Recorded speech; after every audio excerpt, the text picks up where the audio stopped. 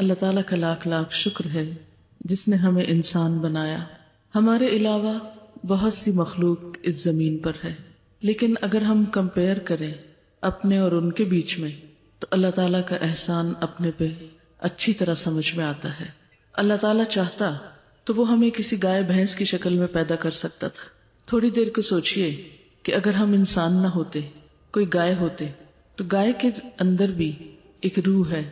گائے بھی تکلیف محسوس کرتی ہے، گائے کو بھی بھوک لگتی ہے، وہ سوتی بھی ہے، وہ چلتی پھرتی بھی ہے، لیکن اس کی زندگی کیا زندگی ہے. پیدائش سے لے کر موت تک اس کا کام کیا ہے، اس کا گھر کیسا ہے، اس کا لباس کیسا ہے، اس کی بولی کیسی ہے، اس کی شکل و صورت کیا ہے، اس کے پاس کتنی نعمتیں ہیں. ان نعمتوں میں سے جو ہم استعمال کرتے ہیں اس کے پاس کتنی نعمتیں ہیں.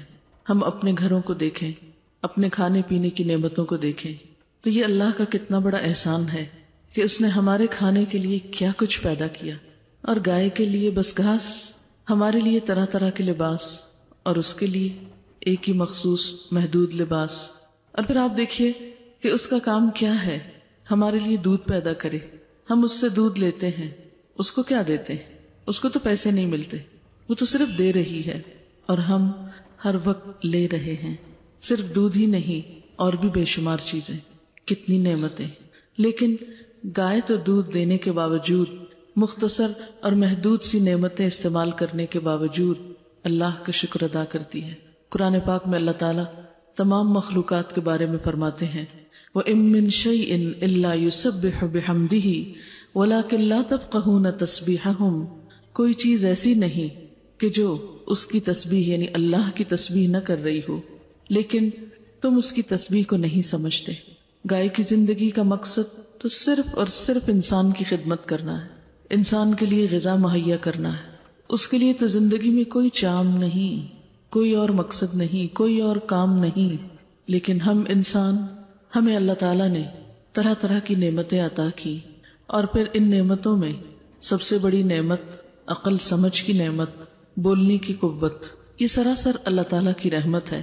اسی لیے اللہ تعالیٰ فرماتے ہیں الرحمن علم القرآن خلق الانسان علمہ البیان. رحمان جس نے قرآن کی تعلیم دی، جس نے انسان کو پیدا کیا اور اسے بولنا سکھایا.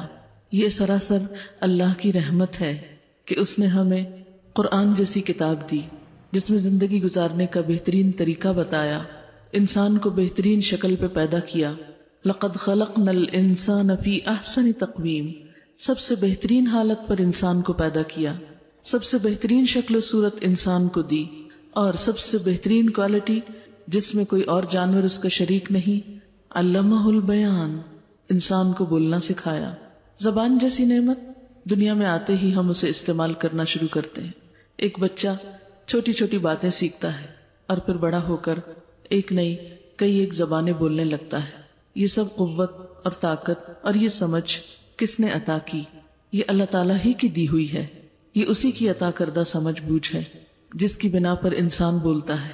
بولنے کو تو ہم بہت کچھ بولتے ہیں، لیکن اللہ تعالیٰ ہم سے کیا چاہتا ہے کہ کیا ہم صرف وہی بولتے رہیں جو ہمارا دل چاہتا ہے، جو ہماری خواہشات ہوتی ہیں، جو ہمارے من میں آتا ہے، جو ہماری سمجھ میں آتا ہے، یا پھر اس زبان کا کچھ اور استعمال بھی ہے جہاں اس زبان سے ہم اپنے جذبات، اپنے احساسات اور اپنی خواہشات کا اظہار کرتے ہیں.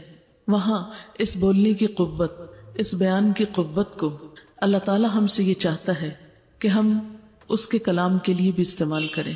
اسی لیے مسلمان گھرانوں میں بچہ جب بولنے کی عمر کو، کچھ سمجھ بوجھ کی عمر کو پہنچتا ہے تو ماں باپ کی خواہش اور تمنا ہوتی ہے کہ وہ اللہ کے کلام کو پڑھیں، قرآن پاک کو سیکھیں. اور کیوں نہ سیکھیں؟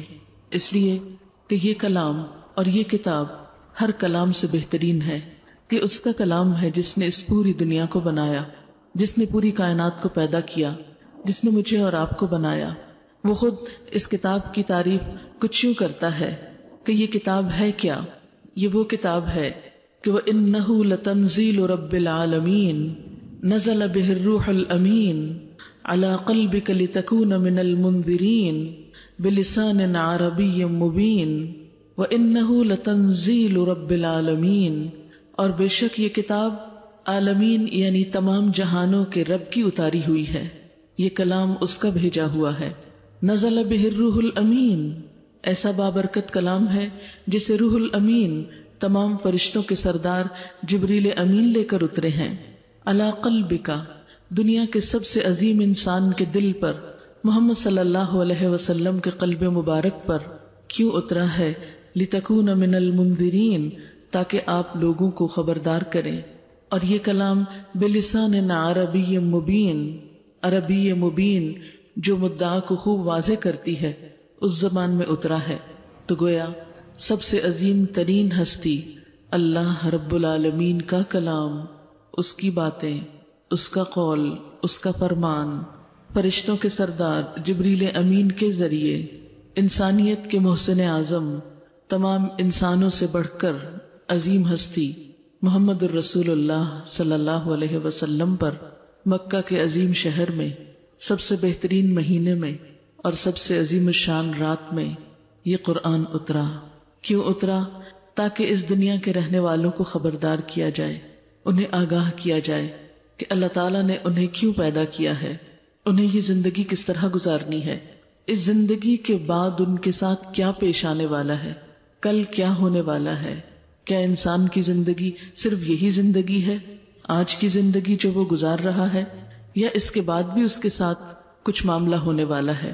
اور اگر ہے تو وہ کیا ہے؟ یہ کتاب نہ صرف یہ کہ ہمیں یہ بتاتی ہے کہ اس دنیا میں انسان کے لیے امن اور سکون کا راستہ کیا ہے، بلکہ اس کے ساتھ ساتھ یہ بھی بتاتی ہے کہ کل کی زندگی جو ہمیشہ کی زندگی ہے، جو اصل زندگی ہے، جو دراصل زندگی ہے، آج تو ایک امتحان ہے، کل جو اصل زندگی دراصل زندگی ہے، اس میں انسان کی خوشی، انسان کا سکون اور انسان کی کامیابی کس چیز میں ہے۔ اس کتاب کے علاوہ کوئی اور چیز ایسی نہیں جو انسان کو یہ خبر دے، یہ بتائے۔ اور یہ کلام ایسا بے مثال کلام ہے، یہ کتاب ایسی بہترین کتاب ہے کہ جس کے بارے میں چیلنج کیا گیا 1400 سال پہلے جب یہ کتاب اتری تھی۔ اگر کسی کے دل میں یہ شک ہے کہ یہ کتاب اللہ کی نہیں تو پھر اس جیسی کوئی صورت ہی بنا لائے۔ وَإِن كُنتُمْ فِي رَيْبٍ مِّمَّا نَزَّلْنَا عَلَىٰ عَبْدِنَا فَأْتُوا بِسُورَةٍ مِّن مِّثْلِهِ وَادْعُوا شُهَدَاءَكُم مِّن دُونِ اللَّهِ إِن كُنتُمْ صَادِقِينَ، کہہ دیجئے اگر تم اس بارے میں شک میں ہو کہ یہ کتاب ہم نے اپنے بندے پہ نازل کی ہے تو پھر اس جیسی ایک صورت بنا لو اور اس کام کے لیے اپنے مددگار بلا لو اگر تم سچے ہو۔ فَإِن لَّمْ تَفْعَلُوا وَلَن تَفْعَلُوا، پھر اگر تم نہ کر سکو اور کر سکو گے بھی نہیں تو پھر فَاتَّقُوا النَّارَ الَّتِي وَقُودُهَا النَّاسُ وَالْحِجَارَةُ، بچو اس آگ سے جس کا ایندھن انسان اور پتھر ہیں۔ سر تسلیم خم کر لو، اس کتاب کے آگے جھک جاؤ۔ ایک اور جگہ پر فرمایا قُل لَئِنِ اجْتَمَعَتِ الْإِنسُ وَالْجِنُّ عَلَىٰ أَن يَأْتُوا بِمِثْلِ هَٰذَا الْقُرْآنِ لَا يَأْتُونَ بِمِثْلِهِ وَلَوْ كَانَ بَعْضُهُمْ لِبَعْضٍ ظَهِيرًا، آپ کہہ دیجئے کہ اگر انسان اور جن اس بات پر اکٹھے ہو جائیں کہ اس قرآن جیسی کوئی کتاب بنا لائیں یا اس کلام جیسا کوئی اور کلام لے آئیں تو اس جیسا نہ لا سکیں گے، اگرچہ وہ ایک دوسرے کے مددگار ہی کیوں نہ ہوں۔ یعنی سارے لوگ، ساری انسانیت مل کر اکٹھے ہو کر باہم مشورہ کر کے ایک دوسرے کی مدد کر کے اگر چاہے کہ اس قرآن کے مقابلے میں کوئی اور کلام پیش کر سکے تو وہ ایسا نہیں کر سکتے۔ یہ کتاب جو ایک بابرکت کتاب ہے جس کے بارے میں فرمایا کتاب انزلناہ الیک مبارک، یہ کتاب جسے ہم نے آپ کی طرف اتارا ہے بہت بابرکت ہے۔ برکت کا کیا معنی ہوتا ہے؟ خیر کثیر، بھلائی۔ یہ کتاب اپنے اندر بھلائیاں سمیٹے ہوئے ہے۔ یہ جس جگہ پر اتری اس زمین کو اس نے بابرکت بنا دیا۔ ہم سب جانتے ہیں کہ مکہ کی زمین جہاں نہ پانی ہے نہ کچھ اگتا ہے لیکن کس قدر آباد ہے، کس قدر انسانوں کو اپنے اندر سمیٹتی ہے ہر سال۔ وہاں کے پہاڑ جن پر کوئی سبزہ نہیں اگتا، وہ مٹی جس میں بظاہر دیکھنے کی کوئی چیز نہیں، کوئی رونق نہیں، کوئی بظاہر نقش و نگار نہیں وہاں، لیکن ایسی زمین ہے جس کی طرف سب کا دل کھنچتا ہے۔ یہ سب کچھ کس کی وجہ سے ہوا، کس کی بدولت؟ اس کتاب کی بدولت۔ آخر کیا چیز ہے جس نے اس کے نزول کی جگہ کو، مکہ اور مدینہ کو اتنا بہترین بنا دیا، اتنا پرسکون بنا دیا کہ انسانوں کے دل اس کی طرف لپکتے چلے جاتے ہیں؟ یہ اسی کتاب کی بدولت۔ محمد رسول اللہ صلی اللہ علیہ وسلم کے ساتھ ہماری محبت اور عقیدت کس لیے ہے؟ اسی وجہ سے کہ اللہ تعالیٰ نے ان پر یہ کلام اتارا۔ اور پھر ہم دیکھتے ہیں کہ عربوں کی قوم، جن کے پاس دنیاوی اعتبار سے کوئی طاقت نہ تھی، قبائل میں بٹے ہوئے تھے، ان کو عزت بخشی تو کس نے؟ اس کتاب نے۔ اس کے آنے کے بعد وہ دنیا کے امام بن گئے، دنیا کو علوم و فنون سے روشن کیا۔ یہی کتاب آج میرے اور آپ کے پاس ہے، اور اللہ تعالیٰ کا فرمان ہے فَمَنِ اتَّبَعَ هُدَايَ فَلَا يَضِلُّ وَلَا يَشْقَى، کہ جو شخص میری اس ہدایت کی پیروی کرے گا وہ نہ تو گمراہ ہوگا اور نہ بدبختی میں مبتلا ہوگا۔ تو گویا اس کتاب کو تھامنے والے، اس کو پڑھنے والے، اس کے لیے محنت کرنے والے، اس کا حق ادا کرنے والے، ان کے لیے اللہ کا وعدہ ہے کہ وہ اس کو تھام کر بھٹکیں گے نہیں، اس کو تھام کر تکلیف میں نہیں پڑیں گے۔ جو ایک بابرکت کتاب ہے، جو انسان کے اندر، انسان کے دل میں جو طرح طرح کی پریشانیاں، غم، فکریں اور تفکرات ہیں، ان سب کے لیے شفا کا باعث ہے۔ قرآن پاک میں اللہ تعالیٰ فرماتے ہیں یا ایھا الناس، اے لوگو، قد جاءتکم موعظۃ من ربکم، تمہارے پاس تمہارے رب کی طرف سے ایک نصیحت آ چکی ہے، ورحمۃ وشفاء لما فی الصدور، وہ ان بیماریوں کے لیے شفا ہے جو سینوں کے اندر ہیں، جو دلوں کے اندر ہیں، وہدی ورحمۃ للمؤمنین، اور یہ ہدایت کا ذریعہ ہے اور رحمت کا ذریعہ ہے ان لوگوں کے لیے جو ایمان لائے ہوں، جو لوگ اس کتاب کو مانتے ہوں، اس کو پڑھتے ہوں، اسے اپنی زندگی کا حصہ بنائے ہوں۔ ان کے بارے میں اللہ کے رسول صلی اللہ علیہ وسلم نے فرمایا قرآن پڑھا کرو، اس لیے کہ قیامت کے دن قرآن اپنے پڑھنے والوں کے لیے سفارشی بنے گا، یعنی ان کی شفاعت کرے گا۔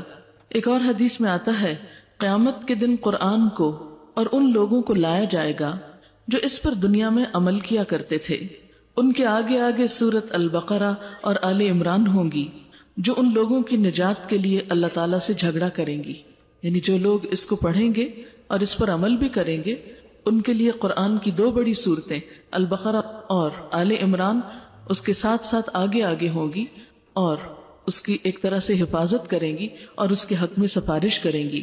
آپ صلی اللہ علیہ وسلم نے فرمایا خیرکم من تعلم القرآن وعلمہ، تم میں بہترین ہیں وہ لوگ جو قرآن سیکھیں اور سکھائیں۔ ایک اور حدیث میں آپ صلی اللہ علیہ وسلم نے فرمایا قیامت کے دن قرآن آ کر کہے گا اے میرے پروردگار، اس شخص کو زیور پہناؤ، یعنی قرآن کے پڑھنے والے کو، چنانچہ اسے بزرگی کا تاج پہنایا جائے گا۔ پھر قرآن کہے گا اے میرے رب کچھ زیادہ کرو، یعنی سفارش کرے گا، چنانچہ اسے کرامت کی عبا پہنائی جائے گی، یعنی عزت کا لباس پہنایا جائے گا۔ پھر کہے گا اے میرے رب اس سے راضی ہو جا، یعنی قرآن کے پڑھنے پڑھانے والے سے تو راضی ہو جا، تو اللہ تعالیٰ اس سے راضی ہو جائے گا۔ پھر اس شخص سے کہا جائے گا پڑھتے جاؤ اور چڑھتے جاؤ، چنانچہ ہر ایک آیت کے بدلے اس کی نیکیاں بڑھا دی جائیں گی۔ تو یہ ہے وہ سفارش یا وہ شفاعت جو قرآن اس انسان کے حق میں کرے گا جو اسے پڑھتا ہوگا، جو اس کے ساتھ تعلق رکھے گا۔ لیکن ایک بات یاد رکھیے کہ یہاں کہیں بھی خالی پڑھنے کی بات نہیں ہے، ہر جگہ ساتھ عمل کی بات بھی ہے، کیونکہ یہ بھی آتا ہے کہ بعض قرآن پڑھنے والے ایسے ہیں کہ قرآن ان پہ لعنت کرتا ہے، کیونکہ اگر انسان اسے پڑھے اور عمل اس کے خلاف کرے تو اسے فائدہ نہیں ہو سکتا۔ یہ بالکل ایسے ہی ہے کہ انسان اگر قرآن پاک میں یہ پڑھ رہا ہے کہ جھوٹے پر اللہ کی لعنت، اور ساتھ انسان خود جھوٹ بھی بول رہا ہے، تو اس سے کیا ہوگا کہ وہ قرآن اس کے لیے باعث رحمت نہ ہوگا۔ لیکن اس کا یہ مطلب نہیں کہ قرآن پڑھنا ہی چھوڑ دیں، کیونکہ اب ہمارے لوگوں نے ایک آسان راستہ یہ تلاش کر لیا ہے، کیونکہ قرآن اگر ہم پڑھیں گے عمل نہیں کریں گے تو اور زیادہ مشکل ہمارے لیے ہوگی، اس لیے بہتر ہے کہ اس کو پڑھا ہی نہ جائے۔ تو بات یہ ہے کہ قرآن پاک کے جو احکامات ہیں وہ چاہے ہم پڑھیں یا نہ پڑھیں، دونوں صورتوں میں ہمارے لیے لازم ہے۔ یہ نہیں کہا گیا کہ قرآن پر عمل کرنا صرف ان لوگوں کے لیے ہے جو قرآن پڑھتے ہیں، اور جو نہیں پڑھتے ان کے لیے عمل کی کوئی ضرورت نہیں۔ وہ تو بغیر عمل کے، بغیر پڑھے، بغیر سمجھے اور بغیر عمل کیے بھی بخشے جائیں گے. یہ تو کہیں بھی قرآن میں نہیں لکھا ہوا، کیونکہ عموماً ہم یہی سمجھتے ہیں کہ چونکہ قرآن پڑھنے والوں کی زیادہ پکڑ ہے تو ہم پڑھیں ہی نہ تاکہ ہماری زیادہ نہ ہو. تو ٹھیک ہے، زیادہ نہ ہوئی تو کم سے بھی چھوٹ نہیں سکتے، کیونکہ اللہ تعالیٰ نے یہ کتاب اس لیے نہیں بھیجی کہ ہم اسے بند کر کے ایک طرف رکھ دیں. دنیا کی جتنی بھی کتابیں ہیں وہ کسی خاص ایک موضوع کے متعلق ہوتی ہیں. مثلاً کوئی کتاب آپ اٹھا کر دیکھیں گے تو وہ شعر و شاعری سے متعلق ہوگی، کوئی دوسری کہانیاں ہوں گی اس میں، کسی تیسری کتاب میں سائنس سے متعلق کچھ معلومات ہوں گی، کسی اور میں کچھ اور ہوگا. لیکن قرآن پاک کسی ایک موضوع سے متعلق کتاب نہیں ہے. اس کتاب میں ہر موضوع ہے. یہ کتاب زندگی کے تمام موضوعات سے تعلق رکھتی ہے. اس کی تقریباً 1000 آیتیں کائنات سے متعلق ہیں. اس میں بار بار انسان کو غور و فکر کی دعوت دی جاتی ہے. افلا تعقلون، افلا یتدبرون، افلا یسمعون. بار بار سننے، غور و فکر کرنے، دیکھنے، عقل سے کام لینے، تدبر کرنے کی دعوت دی جاتی ہے. یہ کتاب انسان کی سوچ کو بیدار کرتی ہے، انسان کو سوچنے کا طریقہ سکھاتی ہے، انسان کو حیوانی سطح سے اوپر اٹھاتی ہے. دنیا کی بہت سی کتابیں جب انسان پڑھتا ہے، مثلاً قانون کی کتاب پڑھتا ہے تو اس میں ساتھ یہ نہیں لکھا ہوتا کہ قانون کو امپلیمنٹ کس طرح کرو، یا اس کے اندر کوئی ایسی تاثیر نہیں ہوتی کہ انسان قانون پڑھے اور ساتھ اس قانون پر عمل بھی کر سکے یا کرا سکے. لیکن قرآن پاک کے اندر ایسی تاثیر ہے کہ جو صرف انسان کو ڈوز اور ڈونٹس نہیں بتاتی، بلکہ اس کے ساتھ ساتھ وہ قوت بھی مہیا کرتی ہے، وہ طاقت بھی دیتی ہے کہ جس کے ساتھ انسان کے لیے قرآن پر عمل کرنا، اللہ کی رضا کے کام کرنا آسان ہو جاتا ہے. بہت سے لوگ جو قرآن سے ڈرتے ہیں اور خوف کھاتے ہیں کہ کہیں ہمارے منہ سے غلط بات نہ نکل جائے، کہیں ہمارے منہ سے زبر زیر کی غلطی نہ ہو جائے تو الٹا گناہ نہ ہو، کہیں ہم اس میں بھٹک نہ جائیں، کہیں ہم اس کو سمجھ نہ پائیں تو ہماری پکڑ نہ ہو، وہ سب یہ بھول جاتے ہیں کہ کوئی بھی چیز انسان اگر جان بوجھ کر نہیں کرتا اور وہ درست کرنے کی کوشش میں بھی رہتا ہے تو اس کی پکڑ نہیں، بلکہ اس کوشش پر بھی اس کے لیے اجر ہے. اللہ کے رسول صلی اللہ علیہ وسلم نے فرمایا کہ وہ شخص جو قرآن پڑھتا ہے، والذی یقرأ القرآن ویتتعتع فیہ، اور اس میں وہ اٹکتا ہے، اٹک اٹک کے پڑھتا ہے، تو اس کے لیے دوہرا اجر ہے کیونکہ وہ زیادہ مشقت کر رہا ہے. لیکن اگر کوئی شخص اس راستے میں کوشش ہی نہیں کرتا، محنت ہی نہیں کرتا، تو وہ اللہ تعالیٰ کے پاس کیا جواب رکھتا ہے؟ دنیا کے بہت سی دوسری زبانیں جو ہماری مادری زبانیں نہیں تھی، جو ہماری قومی زبان نہیں تھی، اس زبان کو تو ہم نے بہت آسانی کے ساتھ سیکھ لیا. اگر دیکھا جائے تو انگریزی ہمارے باپ دادا کی زبان تو نہیں، وہ تو ہمارے ان آقاؤں کی زبان ہے کہ جنہوں نے 50-52 سال پہلے ہمیں غلام بنا رکھا تھا، جن سے ہم نے اپنا یہ ملک آزاد کرایا تھا، جن سے ہم نے آزادی حاصل کی تھی. یہ تو ان کی زبان تھی، لیکن ہم نے دنیاوی ضرورت اور فائدے کے لیے اس زبان کو سیکھا اور خوب مہارت حاصل کر لی. اگر ہم ایک اور غیروں کی زبان کو اتنی سہولت کے ساتھ سیکھ سکتے ہیں تو کیا ہم اللہ پاک کی زبان کو نہیں سیکھ سکتے؟ کیا ہم اس میں مہارت حاصل نہیں کر سکتے؟ کیا ہم اس کا حق ادا نہیں کر سکتے؟ ہم کر سکتے ہیں، لیکن انسان کا حال یہ ہے کہ وقتی اور جلدی ملنے والے فائدوں کی طرف تو تیزی سے بڑھتا ہے، اور وہ فائدہ جو بعد میں آنے والا ہے لیکن پائیدار ہے، اس کی طرف سے غافل ہے. قرآن پاک کو اکیلے اکیلے بھی پڑھنا چاہیے، تنہا بھی پڑھنا چاہیے، لیکن قرآن پاک کو مل کر پڑھنا اور سمجھنا اور اس میں غور و فکر کرنا راحت اور سکون کا سبب ہے. حدیث پاک میں آتا ہے، جو لوگ اللہ کے گھروں میں سے کسی گھر میں اکٹھے ہوں، وہ اللہ کی کتاب پڑھیں اور ایک دوسرے کو پڑھائیں تو ان پر اطمینان نازل ہوتا ہے. بہت سے لوگ سکون کی تلاش میں ہوتے ہیں، ان کا دل نہیں لگتا، ڈپریشن کے مریض ہوتے ہیں، خوف کا شکار ہوتے ہیں، ذہنی بے چینی اور پریشانی کا شکار ہوتے ہیں. کیوں ہوتے ہیں؟ بظاہر چھوٹے چھوٹے مسائل اور زندگی کے چھوٹے چھوٹے دکھ ہوتے ہیں جو ان کو بے چین کیے رکھتے ہیں.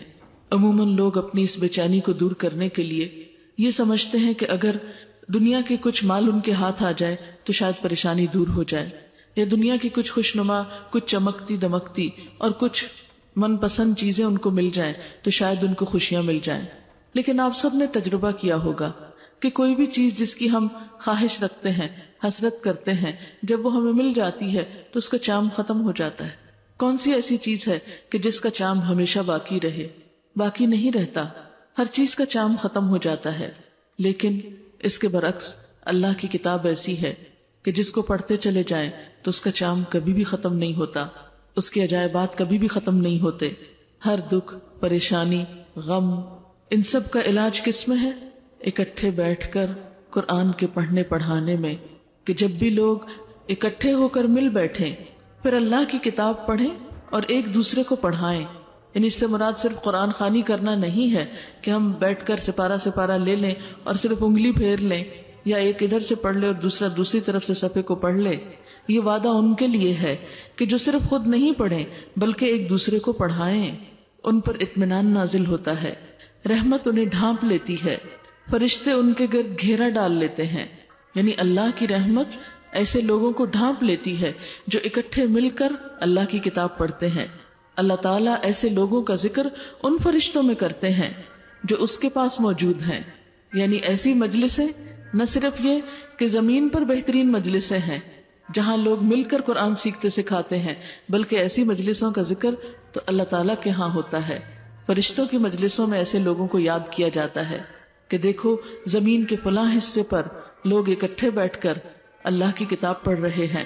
اور پھر ایسے لوگوں کے لیے کہ جو جمع ہو کر اللہ کی کتاب کو سیکھتے اور سکھاتے، ان کے لیے اللہ کے ہاں رحمت کے وعدے، اطمینان کے وعدے تھے. لیکن ایک بات یاد رہے، ایسا تمام کام قرآن کے پڑھنے اور پڑھانے کا، سیکھنے اور سکھانے کا خالصتاً اللہ کی رضا کے لیے ہونا چاہیے. اور پھر اللہ تعالیٰ کا وعدہ یہ ہے کہ جب لوگ قرآن پڑھیں گے یا سکھائیں گے تو ان کی دعائیں بھی قبول ہوں گی. قرآن پاک پڑھنے کے بعد خاص طور پر دعا کی جانی چاہیے. پھر اسی طرح قرآن پاک کا پڑھنا تلاوت کی غرض سے ہو تو بھی دلوں کے سکون اور اطمینان کا ذریعہ ہے. ہر حرف پر 10 نیکیوں کا وعدہ ہے. لیکن یاد رکھیے کہ قرآن پاک صرف ثواب کمانے کے لیے نہیں آیا. قرآن پاک ہدایت کی کتاب ہے. قرآن پاک میں اس کا پہلا تعارف ذالک الکتاب لا ریب فیہ ھدی للمتقین، یہ کتاب جس میں کوئی شک نہیں، تقوی والوں کے لیے، اللہ سے ڈرنے والوں کے لیے ہدایت کا ذریعہ ہے. تو گویا جس کے دل میں اللہ کی عظمت ہوگی، اللہ کی محبت ہوگی، اللہ کے سامنے کھڑے ہونے کا ڈر ہوگا، اللہ کی طرف واپسی کا یقین ہوگا، اس کے دل میں لازماً یہ تڑپ ہوگی کہ وہ اللہ کی بات کو جانے، اللہ کی کتاب کو پڑھے، اس کی کتاب کو سمجھے. ہاں وہ دل جو غافل ہے، وہ دل جس میں دنیا کی محبت اللہ کی محبت سے بڑھ کر ہے، ہاں اس کے پاس پھر وقت نہیں ہو سکتا، اس کے پاس فراغت نہیں ہو سکتی کہ وہ اور بہت کچھ پڑھنے کے ساتھ ساتھ اس کتاب کے لیے بھی کچھ وقت نکالے. ہم سب اپنے بارے میں سوچیں کہ اللہ تعالیٰ نے ہمیں دن کے جتنے بھی گھنٹے دیے ہیں، ہم اپنے اپنے اوقات کا جائزہ لیں. کیا واقعی اس میں کچھ وقت ایسا نہیں کہ جس میں ہم کچھ تلاوت کر سکیں؟ اور اس کا فائدہ بھی اللہ تعالیٰ کو نہیں ہوگا، خود ہم ہی کو ہوگا.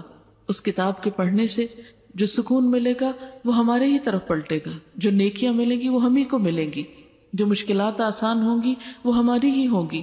اور پھر کیا ہمارے ہفتے میں چند گھنٹے ایسے نہیں، ہماری زندگی میں کچھ مہینے اور سال ایسے نہیں کہ جس میں ہم دوسری ذمہ داریوں سے کچھ نہ کچھ فراغت پا کر اللہ کی کتاب کو سیکھنے سکھانے کے لیے وقت نکال سکیں؟ سوچئے تو صحیح، اگر امت مسلمہ یہ کام نہیں کرے گی، مسلمان ہوتے ہوئے ہم اگر یہ نہیں کریں گے تو پھر کس سے توقع رکھیں گے کہ وہ یہ کام کرے؟ اللہ نے یہ کتاب ہمارے لیے بھیجی، اگر ہم اس کی قدردانی نہیں کرتے تو ہم پھر یہ کام کس کے لیے چھوڑے ہوئے ہیں؟ کون آئے گا جو اسے پڑھے گا، جو اس سے ہدایت پائے گا، جو اس پر عمل کرے گا اور جو دنیا کے لیے ایک بہترین پرامن مثالی نمونہ بن کر دکھائے گا؟ اسی لیے اللہ تعالیٰ قرآن پاک میں فرماتے ہیں ان فی ذلک لذکریٰ لمن کان لہ قلب او القی السمع وہو شہید. قرآن میں اس شخص کے لیے نصیحت ہے جو دل رکھتا ہو، جس کے اندر دل جاگتا ہو، جس کا دل دھڑکتا ہو، جو حساس دل کا مالک ہو. قرآن میں اس شخص کے لیے نصیحت ہے جو دل رکھتا ہو یا خوب متوجہ ہو کر سنے اور اس کا دل بھی حاضر ہو، یعنی جس کا دل حاضر ہو، جس کے دل کے اندر شوق ہو، جو دلچسپی رکھتا ہو. اور اگر ہم اس سے دلچسپی نہیں رکھتے، اسے نہیں جاننا چاہتے، اسے نہیں سیکھنا چاہتے، اس سے نہیں تعلق قائم کرنا چاہتے، تو یاد رکھیے قرآن پاک ہی ہمیں بتاتا ہے کہ قیامت کے دن وقال الرسول یا ربی ان قوم اتخذوا هذا القرآن مہجورا، رسول اللہ صلی اللہ علیہ وسلم فرمائیں گے قیامت کے دن کہ اے میرے پروردگار، میری قوم نے اس قرآن کو چھوڑ رکھا تھا، بجائے اس کے کہ آپ ہمارے حق میں شفاعت کریں۔ اگر ہم اس کتاب سے تعلق قائم نہیں کرتے تو ہو سکتا ہے کہ آپ خلاف گواہی دیں کہ یا رب میری اس قوم نے، میری اس امت نے، میرے لوگوں نے ہی میری اس کتاب کو چھوڑ دیا تھا۔ رسول اللہ صلی اللہ علیہ وسلم نے یہ بھی فرمایا کہ دین سراسر خیر خواہی کا نام ہے، اللہ سے، اس کی کتاب سے، اس کے رسول سے، مسلمانوں کے اماموں سے اور عام مسلمانوں سے۔ لہذا اس کتاب کے ساتھ ہماری خیر خواہی ہمارے دیندار ہونے کا تقاضا ہے، اور پھر یہی وہ کتاب ہے جو انسان کو سب سے زیادہ درست راستے کی طرف رہنمائی کرتی ہے۔ ان ھذا القرآن یہدی للتی ہی اقوم، یہ قرآن وہ راہ دکھاتا ہے جو سب سے زیادہ درست ہے، جو بالکل ٹھیک ہے، جس پر چل کر انسان کے لیے کوئی پریشانی نہیں، جس کا انجام کامیابی کی طرف جاتا ہے، جو اللہ تعالیٰ کی رضا اور خوشیوں سے انسان کو نوازتی ہے۔ اللہ تعالیٰ سے دعا ہے کہ وہ ہمیں عمل کی توفیق عطا فرمائے، اور اللہ تعالیٰ اپنے ان وعدوں کو ہمارے لیے پورا کرے۔ فمن اتبع ہدایا فلا یضل ولا یشقی، کہ جو میری ہدایت کی پیروی کرے گا نہ وہ بھٹکے گا نہ بدبخت ہوگا۔ پھر اسی طرح ہم سب کو قرآن پاک کا کچھ حصہ یاد رکھنے کی بھی کوشش کرنی چاہیے۔ آپ صلی اللہ علیہ وسلم نے فرمایا قرآن مجید کو ذہن میں محفوظ رکھنے اور یاد کرنے کا اہتمام کرو، کیونکہ قسم ہے اس ذات کی جس کے ہاتھ میں میری جان ہے، یہ ذہن سے نکلنے کے لیے اس طرح بلکہ اس سے بھی زیادہ جلدی کرتا ہے جس طرح بندھے ہوئے اونٹ رسی توڑا کر بھاگنے کی کوشش کرتے ہیں۔ یعنی جو یاد کیا جائے پھر اس کو یاد رکھا بھی جائے، کیونکہ اگر یاد رکھا نہیں جائے گا تو بہت جلد بھول جائے گا۔ آپ صلی اللہ علیہ وسلم نے فرمایا قرآن یاد کرنے والے کی مثال اس شخص کی سی ہے جس کے پاس بندھے ہوئے اونٹ ہوں، اگر وہ ان کی حفاظت کی فکر کرے گا تو وہ اس کے پاس رہیں گے، اور اگر انہیں چھوڑ دے گا تو وہ بھاگ جائیں گے۔ تو آپ سوچئے کہ اونٹ انسان کی دولت ہے، اگر انسان ان کی حفاظت نہیں کرے گا تو وہ چلے جائیں گے۔ عید کے موقع پہ آپ جیسے بکرا لاتے ہیں تو کتنی فکر ہوتی ہے کہ بکرا ہے کہیں چھٹ تو نہیں گیا، کہیں نکل تو نہیں گیا، کہیں اس کا کوئی نقصان تو نہیں ہو گیا۔ تو بالکل اسی طرح قرآن ایک بہت بڑی دولت ہے، جو اس کو یاد کرے پھر اسے چاہیے کہ اسے یاد بھی رکھے۔ اور اسی طرح قرآن پاک کو خوبصورت آواز میں پڑھنے کی کوشش کرنی چاہیے۔ ہم بہت سی شعر و شاعری اور بہت سا اور کلام خوبصورت کر کے پڑھتے ہیں، لیکن کیا اللہ کا کلام اس لائق نہیں کہ اس کے لیے محنت کی جائے اور خوبصورت انداز اختیار کیا جائے پڑھنے کو؟ آپ صلی اللہ علیہ وسلم نے فرمایا قرآن مجید کو اپنی آوازوں سے مزین کرو، یعنی خوبصورت بناؤ۔ آپ نے یہ بھی فرمایا قرآن کو اپنی آوازوں کے ذریعے حسین بناؤ، کیونکہ اچھی آواز قرآن کے حسن میں اضافہ کرتی ہے۔ یعنی قرآن پاک تو بذات خود بہت خوبصورت کتاب ہے، لیکن اچھی طرح پڑھنا اس کو اور خوبصورت بنا دیتا ہے۔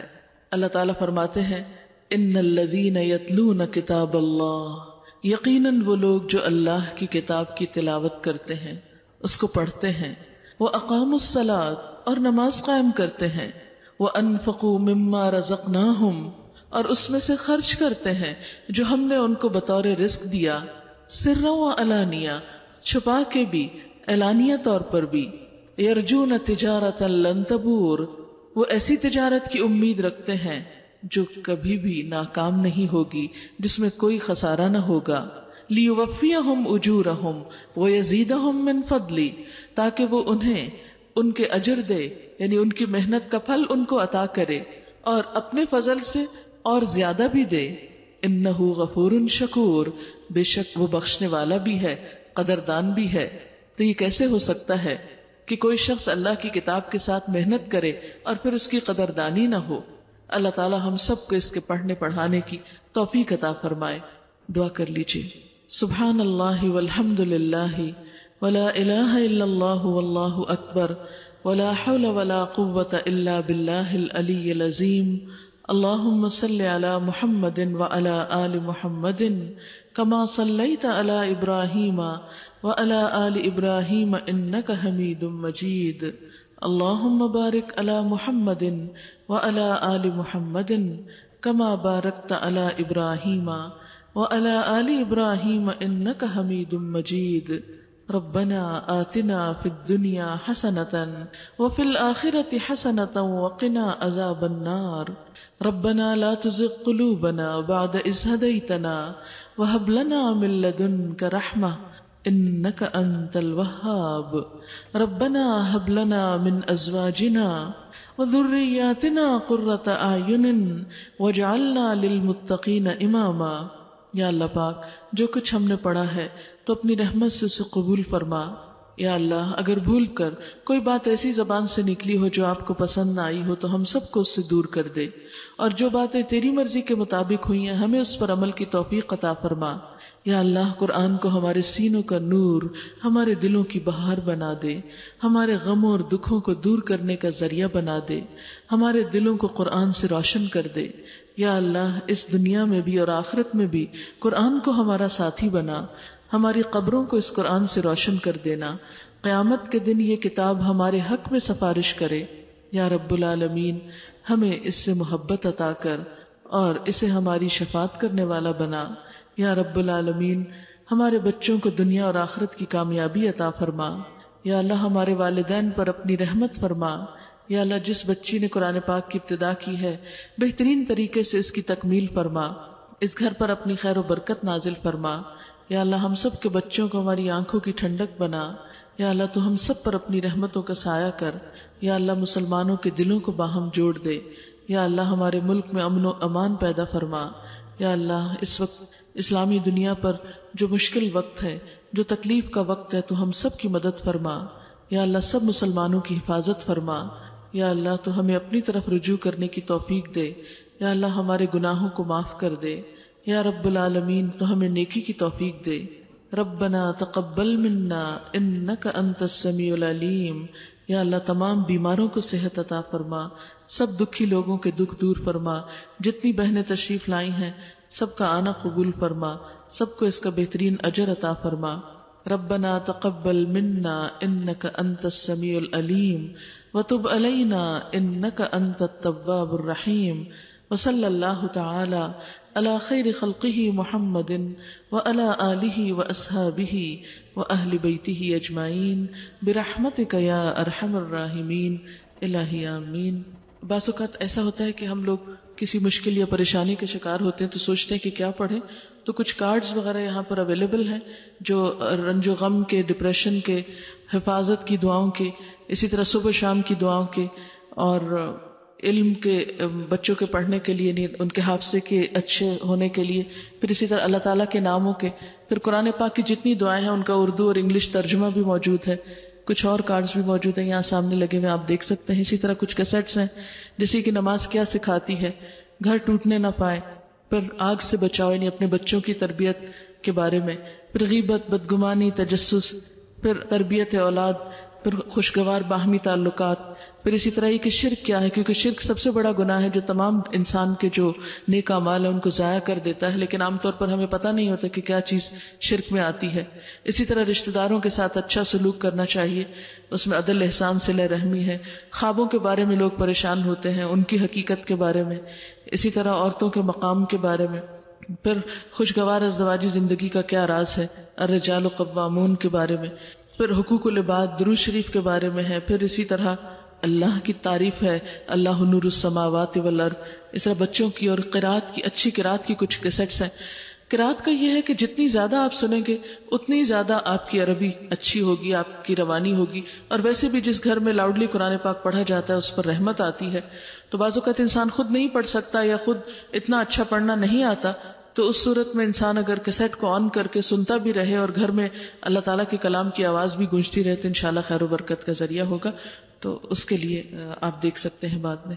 اوکے، اجازت چاہوں کہ السلام علیکم ورحمۃ اللہ.